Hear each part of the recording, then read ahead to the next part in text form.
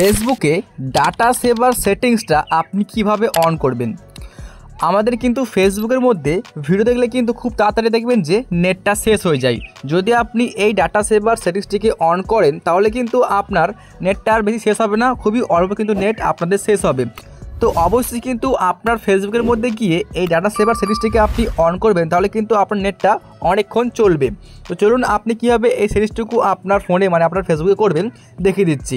তো এর জন্য কী করবেন, আপনার ফেসবুকটাকে সিম্পলি জাস্ট ক্লিক করে আপনি ওপেন করে নেবেন। তো আমি সিম্পলি ক্লিক করে ওপেন করছি আমাদের ফোনের ফেসবুকের অ্যাপ্লিকেশন। আচ্ছা, তারপরে আপনি কি করবেন, দেখুন ওপরে শো করছে এই যে প্রোফাইল যে অপশানটা, সিম্পলি আপনি প্রোফাইলে ক্লিক করবেন।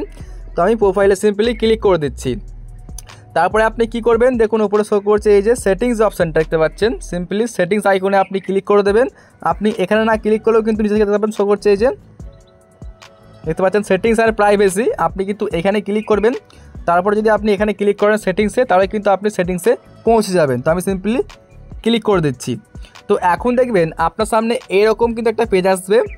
আপনি এখান থেকে খুঁজে নেবেন মিডিয়া, দেখবেন এখানে শো করছে এই যে মিডিয়া যে অপশানটা, সিম্পলি আপনি এই মিডিয়াতে ক্লিক করে দেবেন। তো আমি এখানে ক্লিক করে দিচ্ছি। তো এখন দেখবেন আপনার ক্ষেত্রে কিন্তু দেখতে পাচ্ছেন এই যে এই ওপরটা সিলেক্ট থাকবে। তো এটাকে কী করবেন, আপনি এই যে নিচেরটাকে আপনি সিলেক্ট করে দেবেন। তো সিম্পলি আমি সিলেক্ট করে দিচ্ছি। তাহলে কিন্তু আপনার কিন্তু ডাটাটা আর কি অনেকক্ষণ চলবে, মানে 40% কিন্তু আপনার ডাটাটা সেভ হয়ে যাবে।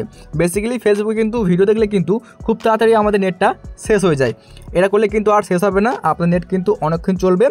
আর আপনি একটা সিলেক্ট করতে পারেন, দেখতে পাবেন এখানে শো করছে গাইস এই যে এই নেভারটা করতে পারেন। এটা কী হবে, দেখবেন যে অটোমেটিক কিন্তু আমাদের কিন্তু ফেসবুক থেকে ভিডিও চালু হয়ে যায়। তো চাইলে এটা কিন্তু আপনি অফ করে রাখতে পারবেন, এখানে টিক মার্ক দিলে কিন্তু অফ হয়ে যাবে। তো অনেকেই কিন্তু এটাকে আর কি অনই রাখে, তো আপনি অন রাখতে পারেন, কোনো রকম সমস্যা নেই। তো অবশ্যই আপনি কি করবেন, এই সিরিজটিকে কিন্তু এখানে করে দেবেন, তাহলে কিন্তু আপনার নেটটা অনেকক্ষণ কিন্তু ব্যবহার করতে পারবেন।